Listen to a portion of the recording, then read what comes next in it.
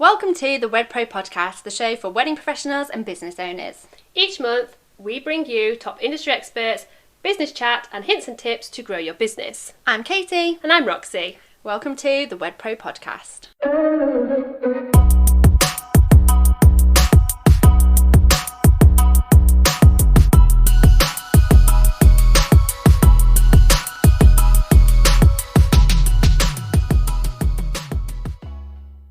So welcome back to this episode, and on this episode it's really nice actually to have a guest speaker with us. It is, yeah. Isn't it, Roxy? Because if you've kind of joined us for previous seasons, you'll know that we normally have guests on, but this season we had too much to talk about, didn't we, Roxy? We did, so it was just me and you. But, you know, we'll always admit when we're not strong on something, aren't we? And we always think it's better to go to somebody that knows their stuff, which brings us nicely to Justine, and who we've got in today to talk all things SEO with us. And Justine works in our industry. She's a wedding celebrant and also an SEO coach for the wedding industry. So welcome to the Wed Pro Podcast. Welcome, Justine. Do you want to just introduce yourself to people listening? Thank you both. I am Justine, as you said. I'm based in Kent in the south of England. And yes, I'm a wedding and a funeral celebrant, actually, but I'm a wedding celebrant, so I'm within the wedding industry. But I help creatives in the wedding industry to really understand how to get their website seen on Google, which is SEO. Yeah, this is like one of those tricky things. And actually, what you find most wedding professionals start with is kind of doing it themselves, isn't it? Correct. And I remember when I was building my first website for the bridal shop that we had. I can remember when you was building your first website. It went through a lot of changes, but SEO can seem like this scary kind of topic on it, and even now, I'm happy to say I'm definitely not an expert in SEO at all. How did you kind of get into this SEO thing then, starting being a celebrant?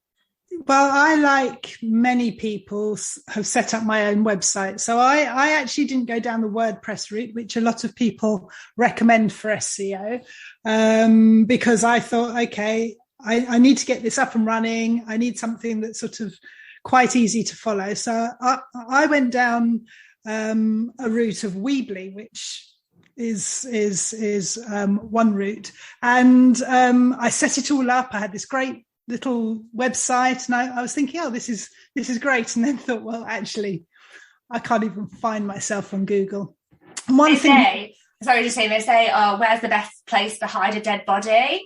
Page 2. On page 2 of Google. Absolutely. Nobody kind of searches past page 1 today. No. I mean, you might get found on page 2, but it's anywhere beyond that. So, and what you have to remember is SEO is slow. It's a progressive thing. So Google likes to trust you as a website. So brand new websites have the hardest chance of getting moving, first of all. But once you're there, you need to then start promoting your website to Google so that they trust you to be able to promote you to your ideal clients. So it's just, so I got into it because I needed to know what to do. And I thought, well, I don't really want to pay someone else. I haven't paid someone else to do my website. I really don't want to pay someone else at the beginning of my business journey. So how do I do it? And I just looked everywhere. I did trainings, I did workshops, I did challenge weeks, I Googled it, I did online courses. Anything I could find to then do the next step is what I did, until I started watching my website move. And that was actually quite exciting, and from a very geeky point of view. And I'm not geeky at all in terms of technology, or anything like that. But it's just satisfying when you actually do then achieve the point of getting to that front page on things you want to be found for. Then what I was finding was I had some fellow celebrants that I'd trained with that were saying, wow, well, how have you done it? And so I started putting it all together, and I started running a course, and that's how I got into it. So it's very much training people in the wedding industry. So we're talking very much at our market, our ideal market, even though, we've got photographers and we've got celebrants and we cover all areas. But at the end of the day, we're all looking for wedding couples to buy our services or products. Mm-hmm. So it's talking on a very simple level and just leading people through the basic steps to start your website moving and getting it seen. No, which is great. And, one thing that you just said before that, it is something that is slow to build, but I imagine, and actually I do know, that once you are there, it's worth it, isn't it? Oh, 100%. And Google is the biggest machine out there that's wanting to promote you. It wants to promote good businesses. It wants to promote businesses it trusts, because then people keep Googling. I mean, we say the word Google, but that's what we do. We literally go onto Google and search for things. And that's our main way of finding any service or product that we want in life. And how crazy that Google has now become a verb. Yeah, it has. I mean, yeah. So I already have a little question. I'm like no good at SEO at all. But when you say slow, so it's a slow process. So when, say, you're a new business, you've set up your website, how long does the process take for it to start? It's going to take a couple of months to really get up there. Yeah. But there's plenty you can be doing to promote that, and you may find just some blogs I know are the bane of a lot of small business lives. The thought of having to sit down and write, but blogs can give you instant access because you're answering questions straight away that are key. So by blogging at the beginning, you've got more chance of getting direction through to your website. But there are so many small steps that you can make, and it sounds so scary. Even SEO, I mean, it doesn't even mean anything, but when you break it out, it's search engine optimization. Google is your search engine, and you are optimizing your website so that Google finds it or any other search engine finds it. And so once you've broken it down into smaller, more manageable parts, you can start flying. There's no reason why you can't. Yeah, and is this something that you would recommend? I mean, you've done it yourself and successfully. We've obviously all had a little bit of extra time these past few years, but now, weddings are picking back up again, and we are getting busier. We've got a busy season ahead of us, a busy year ahead of us. Is this something that you would recommend outsourcing, or is it something actually that if you are methodical with it and, you follow steps and you're committed to getting it done, that people can do it themselves? Absolutely. Do it. You can pay people to do it. Obviously, that we can pay anyone to do anything in life. But if we were paying for search engine optimization, we'd be paying quite a substantial monthly amount, month in, month out, because it's an ongoing task, and they will continue to be checking to see if there's any breaks in your website or any pages aren't working, or if there's any other opportunities to get backlinks, which are links from other websites. And so they'll be charging you quite a substantial amount of money, whereas actually you can do most of this during the quieter season.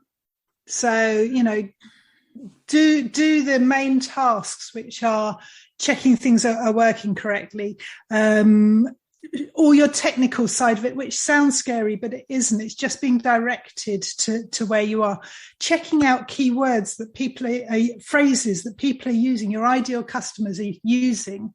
And then once you've done all that hard work and it isn't hard work, but it's small pieces that seem a lot, even prepping blogs or thinking about blog posts, get at some sort of storage of some key stuff, which from there you can do your social media and all sorts of other avenues that you can go from there. But get that done in the quieter, slow season.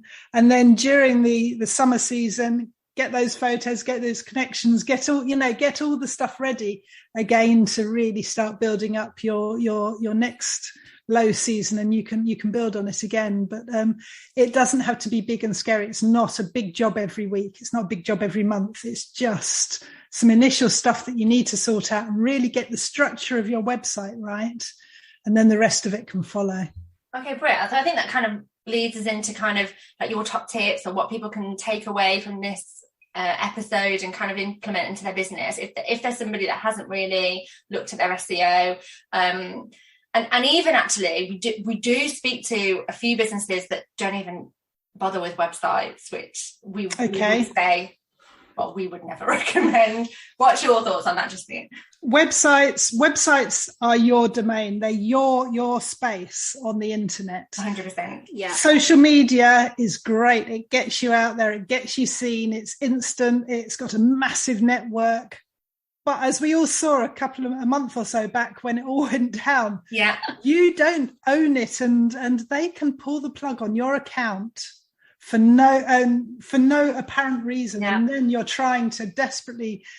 We hear these horror stories of these massive accounts of huge followings that suddenly get the plug pulled and they have to start from scratch again.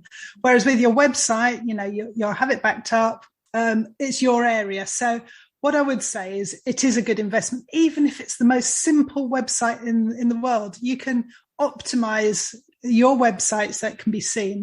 One of your biggest friends is Google My Business. I mean, you don't even need a website for Google My Business. Now, if anyone listening to this doesn't know what Google My Business is, literally just type it in to your search engine and it will come up. Google My Business is the listing that comes up. It's owned by Google, which obviously, is great for a start because they're the ones you're trying to impress. Because it's Google. In the first place. It's free, which is another main bonus. And for local suppliers, so a lot of suppliers, some wedding suppliers won't necessarily have an area that they cover, but cake makers or florists or celebrants, have a particular area that they're wanting to target. So if someone was to put in a search for a modern celebrant in Kent, yeah, they would find me because I would be listed in the local listings for Google My Business. Now, all you have to do is set it up online. And that's the first thing I would say to you is set it up. You get a postcard that comes back to you. It goes snail mail to get back to you, but that's just to confirm your address. And then you put in the code that they send to you. And then after that, you have got a Google My Business page. And that is a massive selling point. If you've already got that, I would say optimize it. Really go through it and get reviews on there, add photos, add posts, use it as its own social media in its own right, because that's a massive resource and that gives you trust with Google, which is what you're trying to do on SEO at the end of the day. So even if you haven't got a website, Google My Business, you should set up. Is it just businesses that have kind of an area or only serving certain counties or towns and cities, or could I'm trying to think of a business that actually wouldn't be so location specific? Invitations, maybe, yeah. Sort of that type of thing, or maybe veils that are ordered online. You can still set up Google My Business. There's no reason why you can't set up Google My Business. It's the area can be massive that you're covering, but it's such a valuable tool in your SEO armory. So I would 100%, that would be my first thing I would say to everyone: either go and get it or improve it. Or go and improve it, and optimize that. You touched on backlinks a minute ago. So, yes. Let's talk a little bit more about backlinks. Backlinks are when other websites list your website on their page. Yeah. And each website has its own power, for want of a better word. So we're all rated differently depending on how much traffic we get, how big we are as an industry. So Marks and Spencers are obviously going to have much more power than the little boutique down my high street. But if I was listed somewhere on another website, I would then get that backlink, which shows Google that I'm trusted by other people. So one great way of doing this is styled shoots, because with styled shoots that are going out to publications, wedding publications, you will get a listing on your website as one of the contributors from the styled shoots. So styled shoots are a great way, not only of collecting, especially if you're a new business, of collecting relevant photos for your website, for your social media and all the rest of it. But it's also a fantastic way of getting some really strong, especially if it's going to some of these big magazines in the wedding industry, some really good links back into your site. Do wedding directories count as backlinks? Wedding directories, I was involved in a conversation actually on your site yesterday. Wedding directories do have a lot of value from an SEO point of view. With links, you can set it up as a no follow or a follow link, and a lot of directories won't have that follow link. So that then sort of cuts out some of the benefits from an SEO point of view. However, some directories do allow that follow through. That if they trust you, and it's quite often more specific directories in the wedding industry, so smaller directories. But what it will do is if you were to Google yourself or your business, and if you were to look to see where you are on that page, you will have some of these bigger directories that will list you as higher up than you can be, because they're a bigger, and Facebook as well. And they're a bigger trusted entity. Social media, again, they will list very high because they're big organizations. Yeah. But by having your name in there, when people Google a specific phrase, a specific keyword, and you've got that in your description, Google will pick that up through. So it may be an indirect link to your website, but by people Googling your service or product, they may find you in a directory, and then that leads straight to your website. So there is a lot of value on free listings, because you can start spending a fortune on directory listings if you're not careful. So you need to be picky on your directories if you want to, sort of invest in directories. But a lot of directories are free. So, and that's an extra piece of gold. It's an extra lead back to your website. So what are the kind of things that tell Google that you're a trustworthy site? You're trustworthy. A period of time that you've been around is a factor. So that is going to affect you. But, I moved up within sort of 6 months. I'd moved up to where, I was moving in the right direction. So it's not just all about time that you're there. You need to be current. So you need to be keeping your information up to date. Mm-hmm. Your information or your contact details need to be exactly the same over everywhere you post. So whether it's Facebook or Instagram or your website or your directories, wherever you have your information, make sure that it's consistent across every platform. I think that one is something that we see quite a lot of, don't we? When we're working with our clients or when we're doing audits for businesses, that it can vary quite a lot from the website to Facebook to Instagram to Google My Business. So it all does need to be And I think people maybe start off without a plan necessarily at the very beginning and change their name slightly and tweak it. Yeah. But if you can keep that, if you can rein it all in so that it stays linked, then that will do you well. Another thing I would suggest is looking at the speed of your website and the whole user experience on your website. So Google looks at how quickly your website loads, for example, and it may be tenths of a second difference, but the size of your photos on your website can make a difference. So Google is looking at all sorts of aspects to see how they trust you, whether the experience that you're creating is a good one for your end user, and what value you're also bringing. So when it looks at you as an overall package, it's heading it. It wants to know, Google wants to know, or also any of the other social, any of the other search engines want to know that you're trusted, your website is great, and therefore they can direct the people to you, knowing that you're going to do a good job in sort of, they can't know how good you are as a wedding planner or as a photographer, but what they can see is how good your website is, and therefore that creates the trust. Okay, talk to us about pictures. One of the things that we know that's like Google can't see pictures, can they? So what? And this actually is something that, we're doing some website changes today, like we spoke to you a little bit before.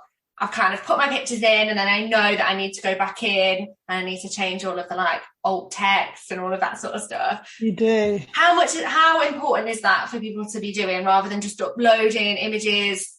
Really important, really important. Photos will slow down your website like nothing else. But we're in a visual industry, so photos are so important, but we need to make sure that the photos are working with our website, not against it. So you can reduce the size of your photos, not physically looking at them in a smaller image, but the amount of data that's held behind that photo is what slows it down, because that's how long it takes for it. We've all been on, our phones or whatever, when we've opened up a website and it's taken forever to load photos up. And that may be partly the speed of our internet or our 4G or whatever, but also it's the size of the photo they've put on there. So there's all sorts of ways around that, but one of the basic ways is just reducing the amount of data. So a PNG file is beautiful and really crisp and all the rest of it, but it holds so much data. Convert it to a JPEG, and I'm probably scaring a few people here by even mentioning these different phrases, but reduce it to a JPEG and you've already gone one step, and then you can reduce the data on that without affecting it. It's not going to the naked eye, it's not going to look any different on a website, but just by keep reducing it down and tweaking it and compressing it, you will make your website faster. And then you mentioned about alt text. Yeah. Every photo on the internet has what's known as alt text, and alt text I believe was originally set up for people visually impaired, so that it would help people understand when a photo came up on the internet, on the web, what that photo was showing them. So it's a descriptive phrase, but Google uses that descriptive phrase to actually direct people to your website if it fits in with their search. So alt text is very important to get your keywords, the phrases that people are looking for, to find that particular page of your website. That all needs to be aligned. And again, this sounds like a lot of work, but it's just the initial setting up stage, really. And if you update your photos, then you just need to go through that process of when you upload your photos to make sure that they're smaller, make sure they've got the alt text that's really good to get people to your site.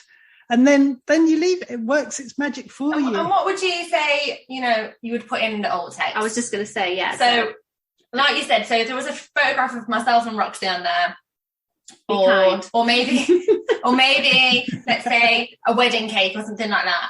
Do I think, okay, I want to make this as keyword friendly for Google as possible and start putting my keywords in for like wedding cake maker, East Midlands, or is it more of a description of what the image is? How does that work? It's both. So you want it to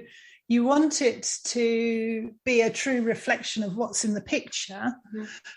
And what you don't want to do is every photo on your site say Katie and Roxy have the same. in prison. You know, you don't want every single one of your photos, because Google will start saying, well, hold on a second, every single photo isn't the same here, and you've got the same description. So you want to say Katie and Roxy, you know, sort of working in whichever field it is you're particularly sort of trying to promote on that page. So what you want to do for each page of your website is you want to try and define on each page what that page is answering. And then those photos within that page, you want to be giving a descriptor which uses your keywords, but also understands the photo as well. So is there normally like a limit to the amount of alt text you can put on each image, or does that depend on the website provider? Or you don't want a huge number of words. You don't want it to be very long, and you want it to be to the point but descriptive. So know, you don't want reams in your alt text. You want just one sentence which describes what it is that the picture represents, whilst including your keywords in there where you can. So it's trying to get that balance between the two. What you don't want is just be throwing keywords left, right and centre, and it's called keyword stuffing. You don't want to be keyword stuffing. We were just going to come on to that in terms of like keyword spamming, and Google likes it to appear quite naturally, doesn't it? Yes. Talk us through that and kind of. The technology Google are using now is so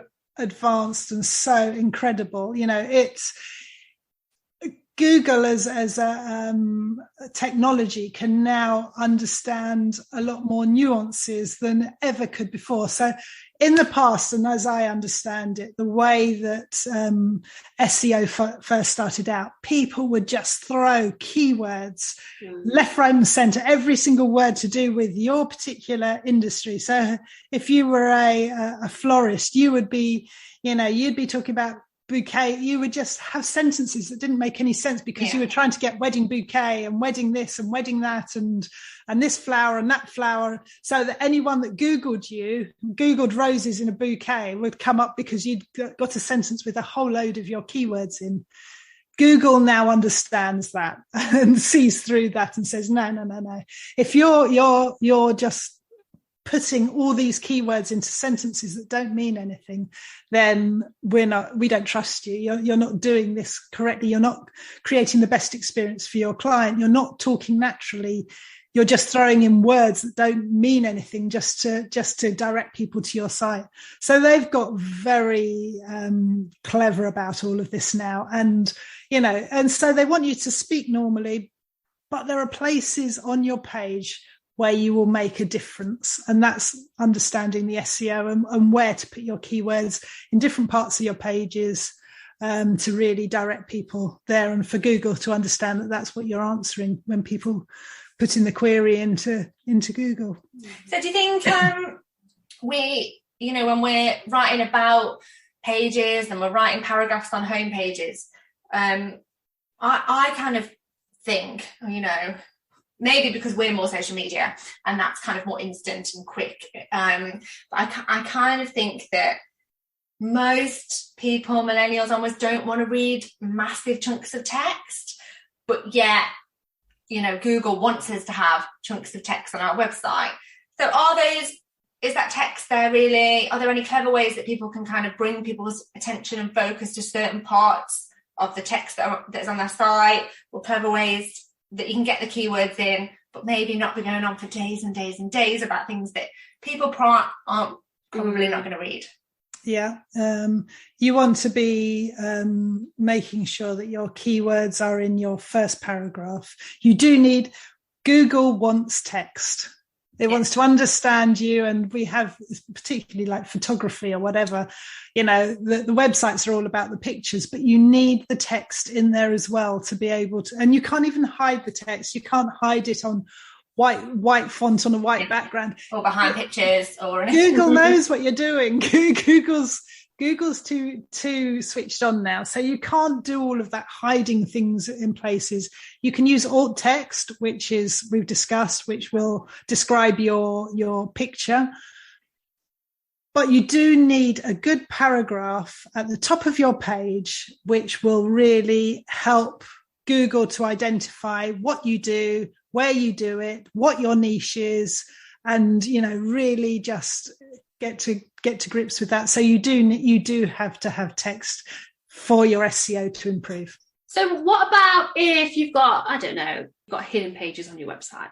Does Google read those? Or we have hidden pages on our website. So we would have, for example, if we wanted to create a landing page from Instagram, for example, that might be hidden to our website, but you can click through from Instagram and get to that. That's still readable by Google some of the time, right? I know on my website provider we can tick the box to say you can tick. So you just say that it's. I mean, the way people describe how Google goes out there, it sends out spiders or bots going through the World Wide Web, just searching on each. But it can only search on the pages that are open and visible. Okay. So if you've got pages, and so, for example, on my website, I've got private portal area where my brides and grooms, or brides and brides come in, and they have their own space, which is where we put together their ceremony. Yeah. No one else can see it. Google can't see it. It's hidden, and that's just a private space that we have. So yeah, that's not, you don't need to do anything to improve that. And worry about optimizing that. There we go. The first page is, if you're going to focus on one area of your website, concentrate on your first page, your main page, focus on that. That's the first page to start. Then work on your other services after that, or your about page. But if you're going to concentrate on one area, do it on your main page. Okay, let's go into keywords a little bit more, because obviously they are super, super important. That's what Google's looking for on your page. They're kind of like search phrases, aren't they? Or what people would be typing into Google. Yes. How specific do people need to get? And, you know, let's say if someone was looking for wedding celebrant Kent, would that then be, you know, would you also want to get in celebrant Southwest or Southeast, and other kind of terminology around that? And then that kind of leads me into thinking, how do you do that in a natural way? You want to be quite specific. You want to have your niche and really think what your niche is, whether it's location, whether it's your style of how you work, you know, all of that is very important. So the biggest searches, for example, would be wedding photographer. Yeah. So if someone types in wedding photographer, apart from Google My Business, which will bring up the most local people to your location, there are hundreds of thousands around the world wedding photographers. So you start off with photographer, millions and millions and millions. Then you can distill it down. Wedding photographer is still going to be hugely massive search, and there's no way you're going to appear for wedding photographer.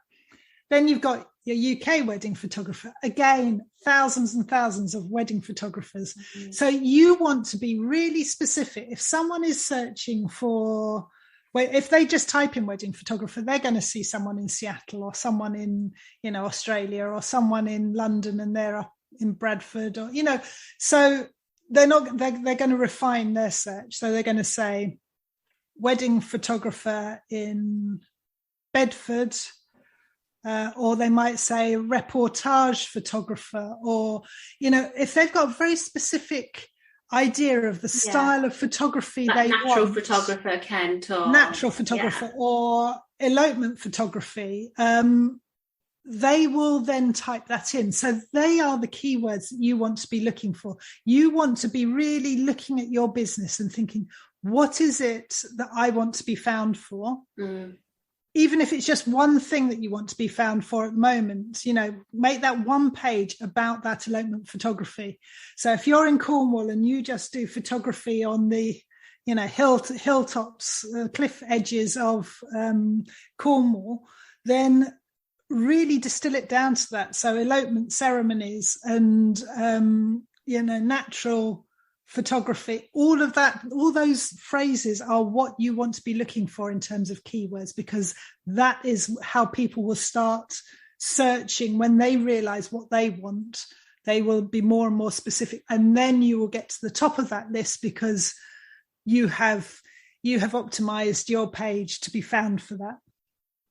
And then, are there kind of any keywords to avoid? We do a lot of work on Instagram, and you know, there is such things as like banned hashtags on Instagram and things like that. What, if any, kind of keywords should people avoid? I mean, you've obviously talked about don't make them too generic, but is there anything kind of else in terms of keywords that people should kind of steer clear of? In terms of steering clear, what I would say is think in terms of what your client is searching. So if you are very technical and you have great knowledge from the technical side of your business, and you talk to your colleagues and other people in the industry with certain words that none of your clients use, they will never find you for that phrase. They will never find you because they don't know themselves that that's what you're talking about. So I would say listen to your customers, listen to your existing customers, listen to look at reviews. What terminology do people use? Mm-hmm. Look on Google. Look on Google and see, because they come up with suggestions of what other people have searched for, and use phrases that your clients will use. Don't use phrases that you think you should be found for if no one looks for that, because and this is it as well in terms of, you know, your business name. You know, fantastic. Like if people know that we're called House of Oliver Bridal and they Google House of Oliver Bridal, guess what? I'm going to come up. But if they know of us anyway, they're probably going to come and visit us if they know of us and they're searching for us anyway. Mm-hmm. It's those people that are looking for dresses in a particular area, bridal wear, bridesmaids, groom's wear, that don't know our business name. Really, that kind of area that we want keywords to kind of be ranking for, so that people then know our business and see more of our business. Yes.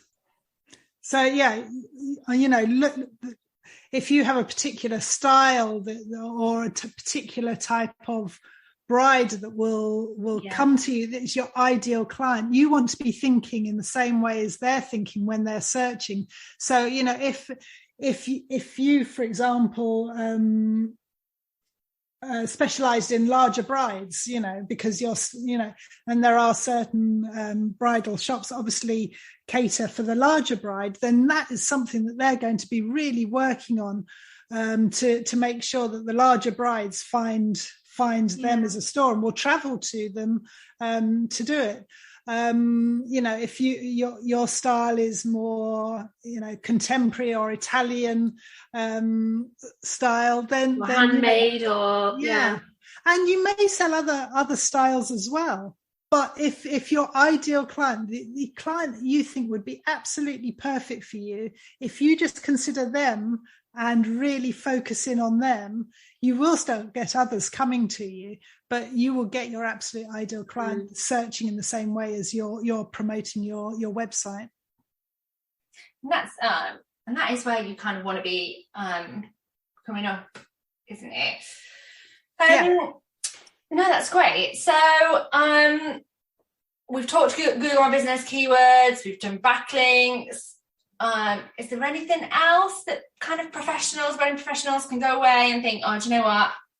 I'm going to get this right before all those Valentine's engagements come around in the next few weeks?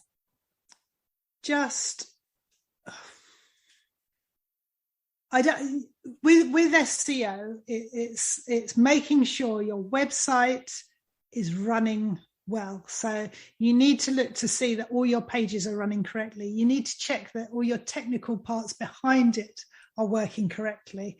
I'm going to throw in some phrases here, but there's meta titles and meta descriptions, which all have your keywords in. Easy to find when you know, but these are all places you need to be looking. Mm-hmm. But these will all help you. So just getting all of your structure of your website straight, clean, fast will pay dividends no end. get your social media really buzzing as well, because that will link you back in. Make sure your website is on your Facebook page. Make sure you're linking everywhere into your website, so that Google trusts you even more. Yeah, and go back and look at those kind of style sheets that you've been a part of and make sure that they are linking back to your website.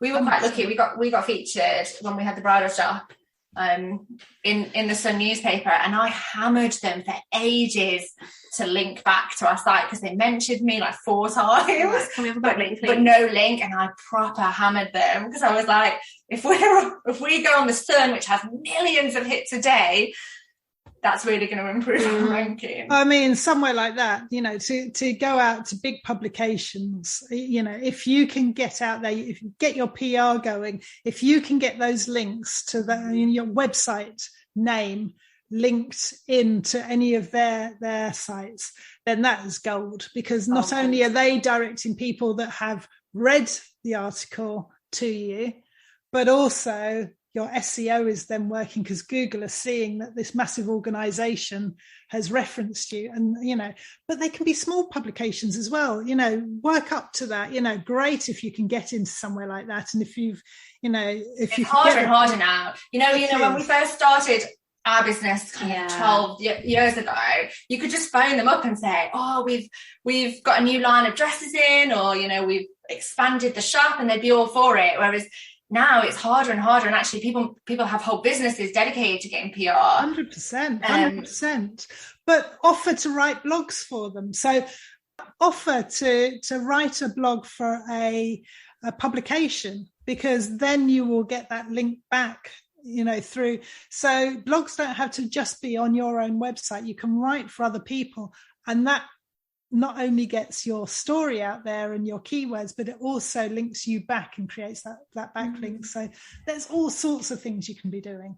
I think as we touched on blogging, and blogging's great for your website because it's new content, isn't it? It's new content for Google to crawl. Correct. So your website doesn't look stale. But the other thing about blogging as well is that, loads of reasons to be blogging, but naturally to get your keywords in. But what we always say about blogging is that, think in terms of your ideal client and what they are searching for on Google. So they might be searching for, what's the difference between a celebrant and a registrar, or why would I want a celebrant for my wedding, or how do I have a more sustainable wedding? All of these things, that's then make really good blog posts for you. Yes. Because as they Google that, you're wanting to answer the questions that your clients will be asking, because if you can answer that, you've already a step in the right direction in terms of them trusting you as an expert in your field. So your blogs, don't spend a lot of time just doing really and we're all creative, so we want to be artistic, and we want to cover sort of maybe more ethereal things around our subject areas. But actually the most effective blogs are going to be those that answer the questions. Either they are linked in with a venue, and therefore people are searching the venue, and then they find you because you've written an article about a wedding that was at that venue, or you're answering a question they've got about sustainability in the wedding. I want a sustainable wedding, or I want an outdoor, how do I even organize a teepee wedding? And if you can answer that question, because people just Google what the questions they have in their heads will go straight into Google. And if you can answer that with using that same terminology they've asked the question, and you can answer that direct question, your blog will come to the top. And I think this is it, it's about you thinking like your client. You might think, oh God, I've answered this question 100,000 times before, everybody must know how to arrange a wedding, or if you were allowed to get married outdoors in the UK or in England. But actually, people quite often get married for the first time, or maybe if they're getting married again, they're doing it in a different kind of way. And these are things that people genuinely want to and need to know. And where do we go? Google. We go to Yes. And fresh content will be seen as being the most up-to-date, the most relevant content supplied. So just because someone else wrote it 4 years ago, your piece of content that you wrote a month ago is going to be far more up-to-date and more appropriate.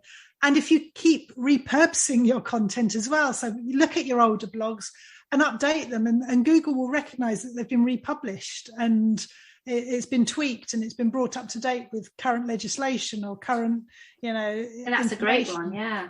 So, keep your all your information current and up to date. I think that's it as well, because what we kind of forget, and we say this on social media quite a lot, that, we've got a lifespan of our client, and then they're married, they're not that interested in our services anymore. Yes, they might recommend a friend, but then that person would then be Googling your specific business because they know of your business.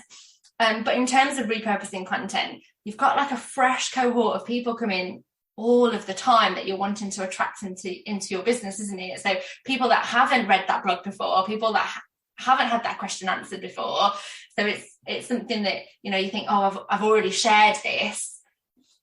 There's nothing wrong with resharing or repurposing. Yeah, sure. Honestly, repurposing and using that content to then create social media from it as well, and start, linking it out and in your social media, linking back to your blog, and it's all that connecting. Google loves all the connections. It loves you connecting within your website. That's your links. It loves you connecting out to people. It loves the backlinks which are coming from other websites. It loves all those links. So if you have a blog, make sure that your social media connects back to it so people can read in more detail, and it's all those links that just grow your value as a supplier. No, that's great. I think actually I've learned so much. You've made it normal. Really easy for people to kind of go away and think. So I think I know what you're going to say, but I'm going to ask you this question anyway. As in, right after this episode, people are motivated to kind of think, right, okay, I need to focus on my website. What's one thing that somebody could go away and do to improve their rankings at the end of this episode? The one thing I would say is your quick hit is to look at Google My Business. I thought so. Because it's just gold. It's there. It's free. It's run by Google. Google is the biggest search engine. If you're not even looking at that and getting some reviews on it, and reviews on Google have to be from a Google account, so you can't just put reviews on. But go out, maybe ask 3 of your suppliers that you've worked with, or 3 of your customers that you've worked with. And it doesn't have to just be clients that do your reviews. It can be people you've done a styled shoot with and you've worked together for that day, or you work with regularly. Do 3 reviews. Review 3 of your colleagues, and hopefully they'll review you back.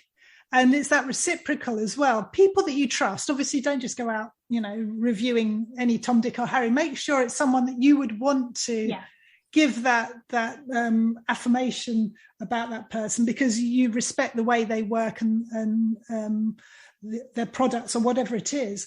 But by reciprocating and getting those reviews back, those quality reviews are amazing. Don't go out there and spam. I've seen this before when on a styled shoot, everyone has reviewed everyone else on the same day. And Google have just pulled the plug. They've just gone, hold on, this isn't right. This isn't normal activity. So just take 3, start slow, just review 3 people, or ask 3 of your previous clients, just to put a review on for you. And that's worth its weight in gold. But just really look at improving your whole Google My Business, or create a Google My Business account and get it started, because it's okay. My last question, because I was like, while you're here, I'm going to ask you. So let's say we've worked on our website and it's up there ranking top 2 or maybe first one. How often do we need to come back to this? Is that then okay, lovely? That's done now. Thank you very much. Thank you. I can rest for the next 12 months. Oh, wouldn't that be lovely? Wouldn't it? You've always just got to keep an eye on it. It's just that, keeping it fresh, keeping it relevant, just making sure that your site is still performing, that a link hasn't broken, that you haven't changed something and that's broken something somewhere else. And there are tools out there which can help you to try and understand what's going on in your website. But just keep an eye on your website. Make sure that you're just keeping it current, that you're keeping up to date with things. Do the odd blog, get the content out there, and just keep it ticking over. It doesn't have to be a lot of work, but just keep an eye on it, because like anything, it can just slide away if you just keep your eye off it completely. Yeah, absolutely. Keep your eye on so you've got a free challenge coming up, haven't you, Justine? I have. So if people are kind of thinking,